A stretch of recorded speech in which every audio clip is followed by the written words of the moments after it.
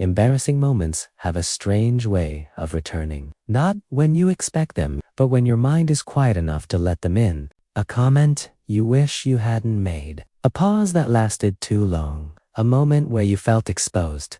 Even if no one else remembers it now, often the memory appears without warning. Not because you were thinking about it, but because your mind had a brief moment of stillness. The brain doesn't replay these memories to punish you. It does it because those moments carried emotional weight. Your mind is designed to learn from social experiences. Belonging has always mattered. Acceptance once meant safety. So when something feels socially risky, the brain pays close attention. It stores the moment carefully, and later, it brings it back. Not to embarrass you again, but to understand what happened and how to avoid it in the future. In a way, the brain treats embarrassment like a lesson that was never fully processed. So it returns to it again and again, hoping that repetition will bring clarity. This is why these memories feel so vivid. They are tagged with emotion, with awareness, with a sense of exposure.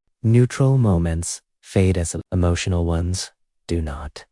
The brain treats embarrassment as feedback, a signal that something important was at stake. It wasn't just about the moment itself. It was about how you were seen, how you might have been judged, how you fit or didn't fit in that situation. Even long after the moment has passed, your mind replays it, searching for meaning. What went wrong? What could have been different? What should be avoided next time? This process can feel exhausting, especially when the memory returns without invitation, late at night. During a quiet walk, in the pause between tasks, the mind fills silence with unfinished stories. And embarrassing moments often feel unfinished because there was no clear resolution. But most of the time, the people involved have already moved on. Your brain, however, is still trying to protect you. It assumes that replay equals preparation,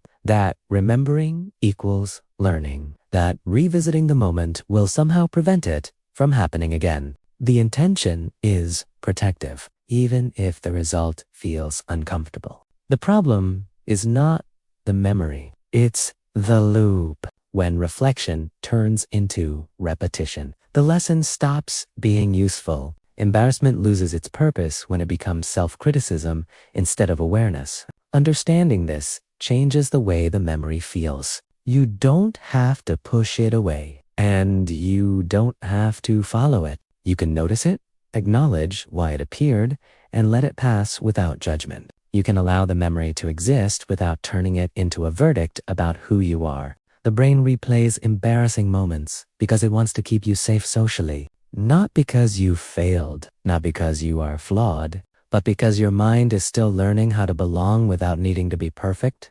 And learning, by nature, includes moments of awkwardness, missteps, and uncertainty. Sometimes, the most helpful response is not correction, but kindness toward yourself. Those moments don't define you. They simply remind you that you care.